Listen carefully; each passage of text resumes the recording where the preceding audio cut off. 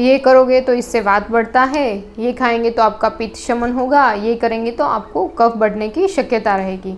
तो ऐसा हमने, ये मेन वर्ड है, वात पित्त और कफ के बारे में कई बार सुना है।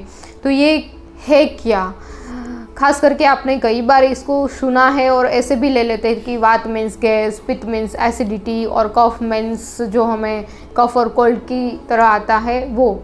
लेकिन आज हम उसके बारे में पूरी जानकारी देंगे कि आयुर्वेद के हिसाब से वात पित्त और कफ क्या है। मैं वैद्य पूजा माकड़िया आज आपको इस चैनल सोहम आयुर्वेद में वात पित्त और कफ जो त्रिदोष और शरीर के लिए जो मूलभूत है उसके बारे में आपको जानकारी दूंगी। तो वीडियो के अंत तक बने रहिए ताकि आपको आगे के सभी वीडियो भी इजीली समझ में आए और आपकी प्रकृति और देश वो भी आपको इजीली समझ में आए। तो अगर आपने इस चैनल को सब्सक्राइब नहीं किया है तो पहले सब्सक्राइब कर लीजिए और बेल आइकन को भी दबा लीजिए। यथा ब्रह्मांडे तथा पिंडे, मतलब कि जो ब्रह्मांड में है वो पिंड मीन्स के शरीर में मिलता है। तो ये 5 तत्व से बनाया हुआ जो ब्रह्मांड है वो कौन कौन से तत्व से बना है, वो है आकाश, वायु, अग्नि, जल और पृथ्वी। तो इससे वात पित्त और कफ की उत्पत्ति कैसे होती है वो देखते हैं।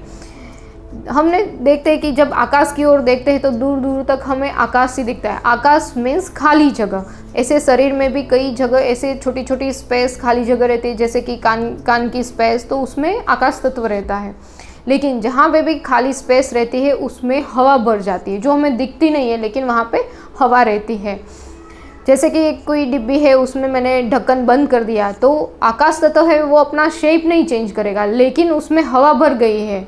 तो ये जो आकाश तत्व और वायु तत्व जो एक साथ में मिले हुए रहते हैं, हम उसको अलग नहीं कर पाते हैं। इसलिए आकाश और वायु तत्व मिलकर एक तत्व बनाता है, वो है वायु तत्व। और जो अग्नि तत्व है वही शरीर में पित्त का तत्व बनाता है। और जो लास्ट के 2 है जल और पृथ्वी। पृथ्वी तत्व भी हमें पता है वो जड़ है, मतलब कि वो अपने आप खिसकने वाला ऐसा नहीं है। जैसे कि ये चेयर है, अगर इसको मैंने ऐसे ही रखा तो वो अपने आप में कुछ मूवमेंट वगैरह कुछ भी नहीं होगा। लेकिन अगर मैंने इसको जल के साथ संपर्क में रखा तो इसमें थोड़ा सड़ा भी लग सकता है, मतलब कि इसके स्ट्रक्चर में चेंजेस मिलता है। तो पृथ्वी में जो चेंजेस मिलता है वो जल तत्व की वजह से मिलता है। इसलिए पृथ्वी और जल तत्व मिल के एक तत्व बनाता है, वो जल मीन्स की कफ। तो ये जो मेन 3 तत्व जो हमें मिले, मतलब कि आकाश और वायु के मिलने से वायु तत्व, मतलब जो वात, और पित्त मीन्स के अग्नि तत्व से हमें मिलता है पित्त, और लास्ट के जो 2 तत्व है उससे जल और पृथ्वी, वो दोनों तत्व मिलके हमें मिलता है कफ। तो ऐसे वात पित्त और कफ की उत्पत्ति होती है। सिंपली जैसे हम अब देखते हैं कि वायु तत्व बाहर कैसे काम करता है और अंदर कैसे काम करता है, क्योंकि कई बार आपने कोई वैद्य के पास जाते हैं तो वो ऐसे बोलते हैं हाँ इसमें अभी वायु बढ़ा हुआ है, ऐसे नाड़ी देख के। तो वो है क्या वायु बढ़ता है, कम होता है ऐसा? तो सिर्फ जो गैस बनी रहती है तो उसको वायु नहीं कहते हैं, देखते हैं। जैसे कि हम देखते हैं कि वायु जो है एकदम ठंडी ठंडी मंद मंद चलती है तो वो हमें अच्छी लगती है, आह्लादक लगते हैं। लेकिन वही वायु बहुत तेज़ हो जाती है तो हम उसको साइक्लोन का नाम दे देते हैं।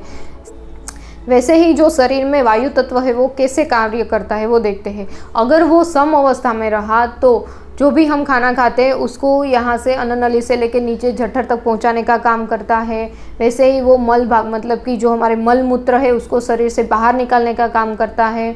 वैसे ही स्त्रियों में वो मासिक बाहर निकालने का काम करेगा, पुरुषों में वीर्य को बाहर निकालने का काम करेगा, और गर्भावस्था के दौरान मतलब कि 9वें महीने में बालक को जन्म के लिए भी यही वायु कार्य करता है। अगर ये वायु डिस्टर्ब हुआ तो शरीर में वो 80 प्रकार के रोग भी उत्पन्न करने के लिए वही मुख्य है।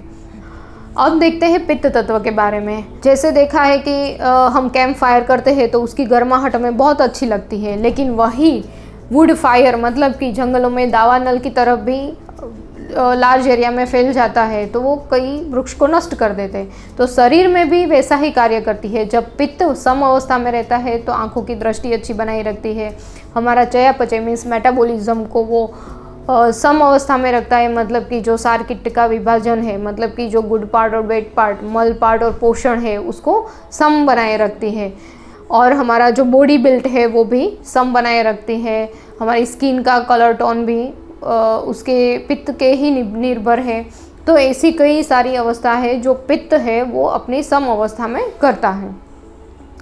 अगर वो डिस्टर्ब हो जाता है तो हमें पता है कि हमें अम्लपित्त मतलब कि जलन होना, ऐसे ये हमारी अन्न नली में जलन होना, हमारी दृष्टि कम होना, हमारे बाल सफ़ेद हो जाना, ये सभी पित्त की विकृतियाँ हैं।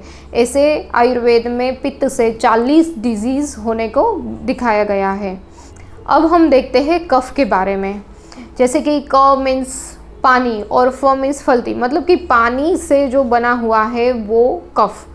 इसलिए हमने कई बार ये सुना है कि जब सर्दी लग जाती है तो ऐसा बोलते हैं कि नहाने मत जाओ, क्योंकि उससे और ज़्यादा सर्दी लग जाती है। तो जब सम अवस्था में मतलब कफ बॉडी में रहता है तो उसके क्या क्या कार्य है देखते हैं।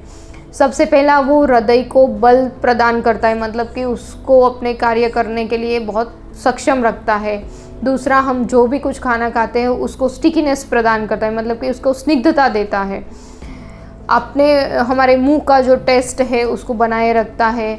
और जो खास करके हमारे बॉडी के सभी जॉइंट्स है उसमें जो लुब्रिकेंट का काम करता है वो ये कफ करता है। अगर वो डिस्टर्ब होता है तो हमें पता है कि हमें बहुत तंद्रा, मतलब कि ऐसे शरीर भारी भारी लगना, शरीर में सूजन आ जाना और नींद में भी नींद लगना, ऐसे कई सारी अवस्था हमें देखने को मिलती है।